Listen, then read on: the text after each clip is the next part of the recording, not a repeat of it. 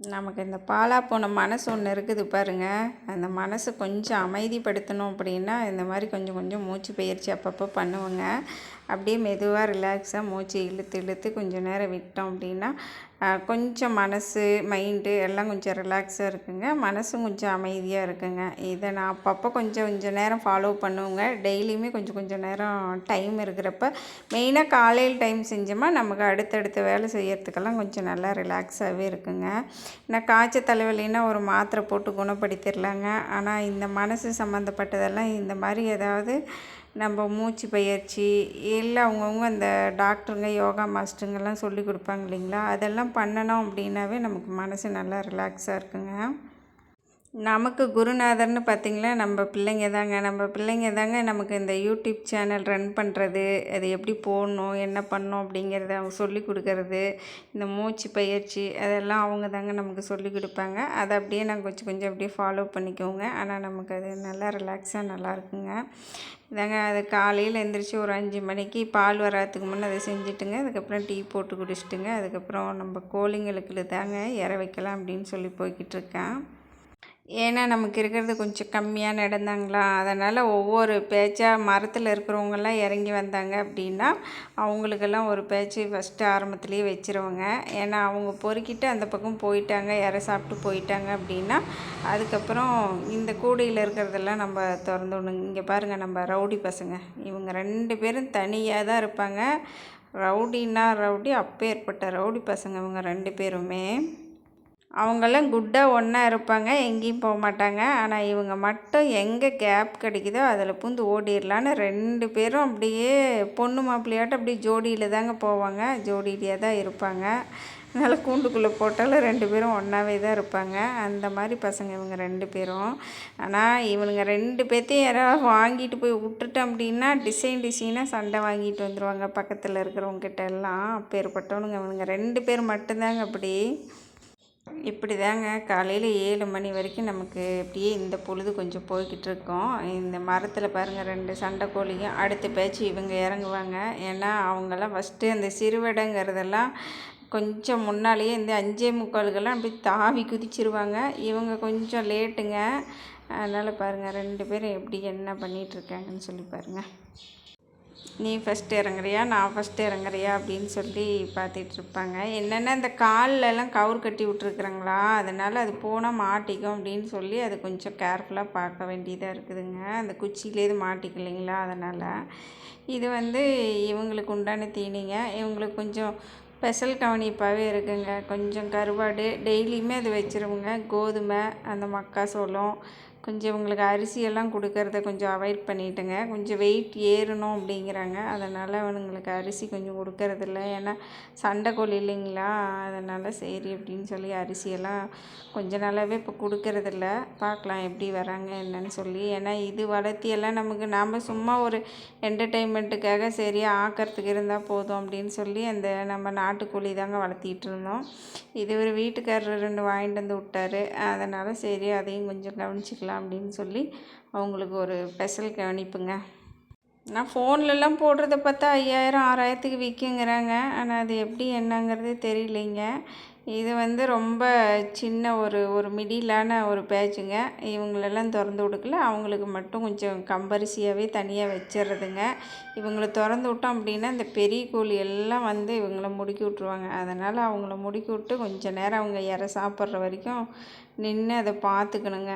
ஏன்னா இல்லாட்டினா அவங்கெல்லாம் எல்லாமே சேர்ந்து இவங்களை கொத்தி விட்ருவாங்க, இறத்துங்கிறதுக்கே விடமாட்டாங்க. பாவமாக இருக்குங்க. அதனால் இவங்களுக்காக கொஞ்சம் தனி கவனிப்புங்க. ஏன்னா இடம் இருந்ததுன்னா அது அந்தந்த வாக்கில் அங்கங்கே ஓடுங்க. அங்கங்கே நம்ம கொண்டு போய் கீழே இறச்சி விட்டாவே அது பொறுக்கிவாங்க. இங்கே கொஞ்சம் கம்மியான இடம் தானே இருக்குதுங்க. அதனால் இருக்கிறதுக்கு தகுந்த மாதிரி நம்ம அதை பயன்படுத்திக்கிறதுங்க. இது அடுத்த பேச்சுங்க. அந்த குஞ்சித்தா கோழியெல்லாம் அங்கே உள்ளே கமுத்திருப்பேங்க. அவளுங்களை தான் திறந்து விடலாம். ஏன்னா இவ எல்லாத்தோட ஒரு ராங்கிங்க. இந்த சண்டைக்கோழியவே இவ துரத்தி கொத்திடுவாங்க.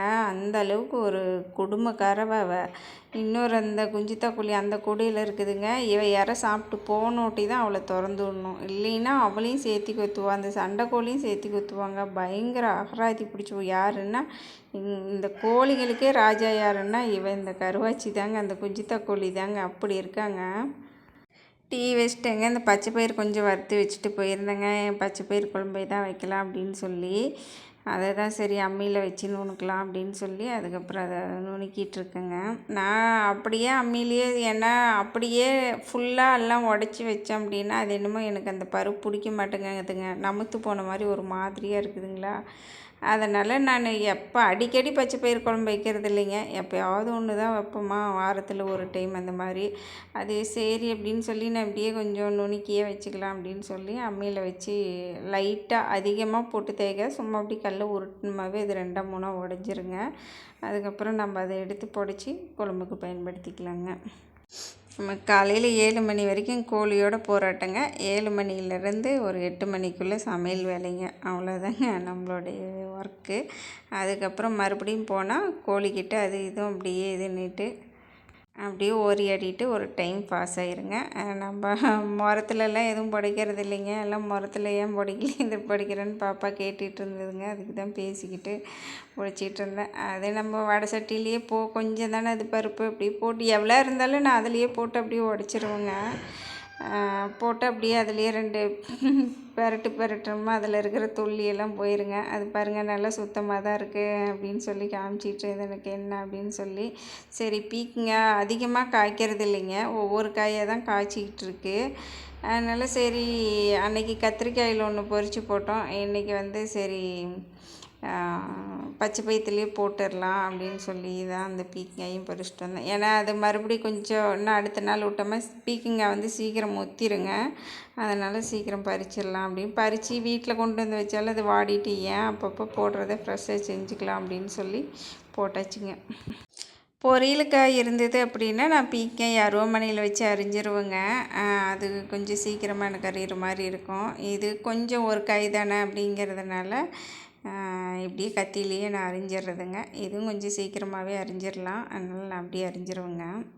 நாம்பெல்லாம் பார்த்திங்கன்னா இந்த 3 நேரம் சோறாக்கிறதெல்லாம் இல்லைங்க. இது ஆக்கி சாப்பிட்டு சேர்த்துறதுக்கே நமக்கு 10 மணி ஆயிடுதுங்க. அதுக்கப்புறம் எங்கேங்க நம்ம மத்தியானம் உழ வச்சு தனியாக ஆக்கிட்டு இருக்கிறது. அதனால் நாங்கள் எப்போவுமே காலையில் மத்தியானம் 2 வேளைக்கு செஞ்சுருவோங்க. சாயந்தரம் அப்புறம் தனியாக அது சாயந்தரம் ஏதோ ஒன்று செஞ்சுக்கோங்க. இது பாருங்கள் பச்சை பயிறு வச்சு அந்த தண்ணி தான் அந்த இங்கெல்லாம் பார்த்திங்கன்னா பருப்பு தண்ணி ரசம் அப்படின்னு சொல்லி வைப்பாங்க. அந்த ரசத்துக்கு ஈடு இணையே எதுவும் இருக்காதுங்க. அவ்வளோ டேஸ்ட்டாக இருக்குங்க பருப்பு தண்ணி ரசம். அதனால் நாங்கள் வந்து அப்படி தாங்க பருப்பு தண்ணி ரசம் பருப்பு குழம்புன்னு வச்சுருவோங்க. இது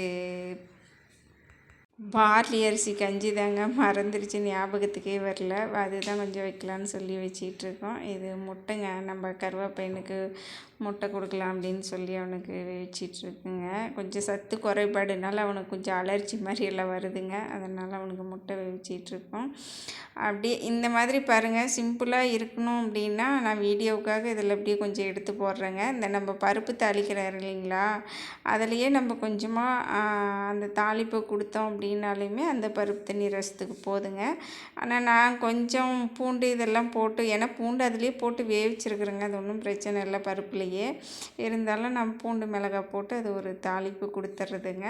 இது அப்படியே பச்சை பசேர்னே இருக்குங்க. நம்ம பீக்குங்க அப்படியே மூடி வச்சு சிம்மில் வச்சுட்டோன்னா ஒரு 2 நிமிஷத்தில் அப்படியே சுருண்டு வந்துடுங்க.